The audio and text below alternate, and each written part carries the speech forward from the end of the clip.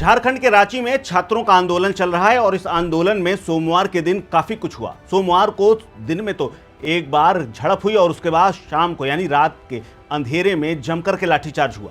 बड़ी संख्या में छात्र घायल हुए, लेकिन छात्रों के घायल होने के बाद जिस तरह का दर्द जंतर मंतर पर तमाम नेताओं का दिखा था, जिस तरह से लगातार जंतर मंतर के नेताओं ने चक्कर काटे थे, सवाल यह है कि आखिरकार जंतर मंतर से झारखंड के रांची वाले छात्र अलग कैसे हैं और क्यों उन तमाम नेताओं को ये छात्रों का दर्द नहीं नजर आता, ना ही प्रदर्शन में वो शामिल होने के लिए पहुंचते हैं और ना ही उनके समर्थन में किसी प्रकार का कोई ऐसा ट्वीट या फिर सरकार को घेरने वाली बात कहते हैं जिससे उनका समाधान हो सके। तो सबसे बड़ा सवाल है कि आखिरकार रांची और जंतर मंतर पर इतना बड़ा फर्क क्यों? एक देश, एक छात्र, एक ही मांग, लेकिन नेताओं के दोहरे चरित्र और दोगलापन ये क्यों है? सबसे बड़ा सवाल यह है। और इसीलिए जब आप प्रियंका गांधी की प्रोफाइल में जाकर के देखते हैं, उनकी मीडिया बाइट्स को खंगालते हैं या फिर संसद में बोले गए किसी शब्द को ढूंढने या खोजने निकलेंगे, तो जंतर मंतर पर तो पूरी एक गाथा लिखी हुई मिलेगी, लेकिन झारखंड के छात्रों के लिए एक शब्द नहीं फूटा है। और यही हाल डिंपल यादव का भी है। अखिलेश यादव खुद जंतर मंतर नहीं गए, लेकिन वो राहुल गांधी के साथ साथ उस पूरे मोर्चे में शामिल रहे जिसमें वो प्रधानमंत्री के आवास के बाहर जाकर के सांसदों के साथ धरना दे रहे थे। लेकिन डिंपल यादव जो लगातार छात्रों के बीच में गई, उनके दर्द अस्पताल, थाने और हर जगह मलहम लगाती हुई नजर आई। लेकिन डिंपल यादव का भी अगर प्रोफाइल आप खोल करके देखेंगे तो उनके मुंह से ना तो एक शब्द निकला है, ना ही ट्वीट के नाम पर एक शब्द वहां पर अंकित किया गया है।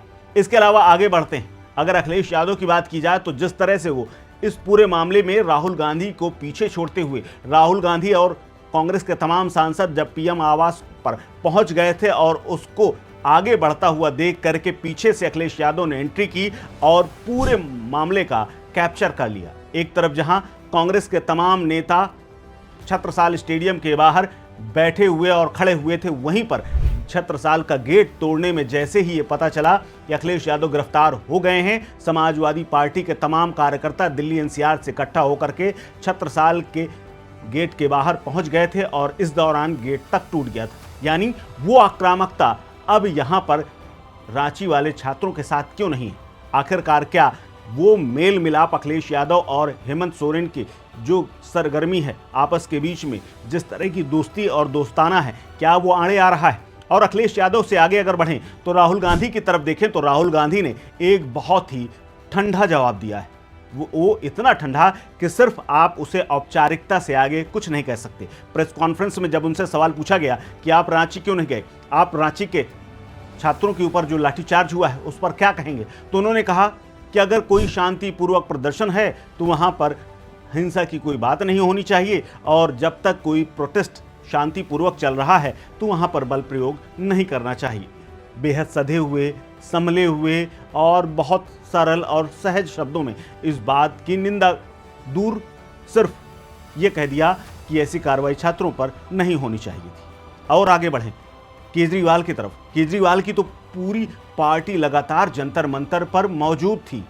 संजय सिंह, सौरभ भारद्वाज, मनीष सिसोदिया, केजरीवाल खुद 3-3 राउंड लगा करके जंतर मंतर के आए थे। तमाम छात्र संगठन भी लगातार यहां पर थे, लेकिन केजरीवाल की पार्टी के तमाम नेताओं को एक दिन का वक्त नहीं मिला कि उन छात्रों के साथ जाकर के धरना प्रदर्शन में बैठ सके। केजरीवाल ने एक औपचारिकता निभाते हुए, या यूं कहें कि सिर्फ मुंह दिखाई के लिए कुछ शब्द ट्वीट में लिख दिए हैं कि इस तरह की घटना नहीं होनी चाहिए, छात्रों के ऊपर बल प्रयोग नहीं होना चाहिए। लेकिन आगे बढ़ते हैं, जंतर मंतर में जिस तरह से छात्रों का प्रोटेस्ट हुआ, सीजेपी के तमाम नेताओं को पूरे देश से समर्थन मिला, लेकिन वही सीजेपी के नेता वहां क्यों नहीं गए? अगर बात की जाए अभिजीत दीपके की, तो वो भी सिर्फ फॉर्मेलिटी करने में व्यस्त हैं।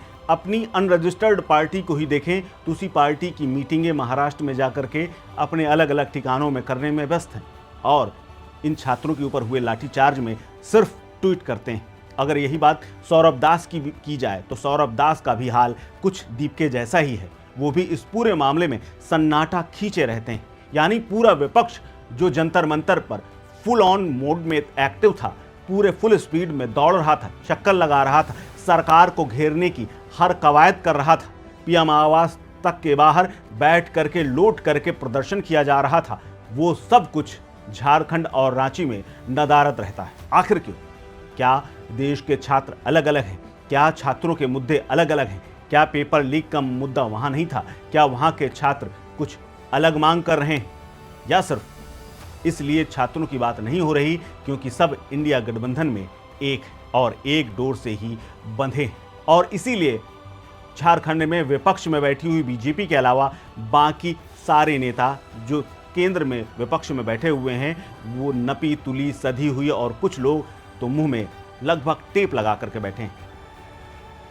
फिलहाल इस खबर में इतना ही। देखते रहिए स्टेट मिरर।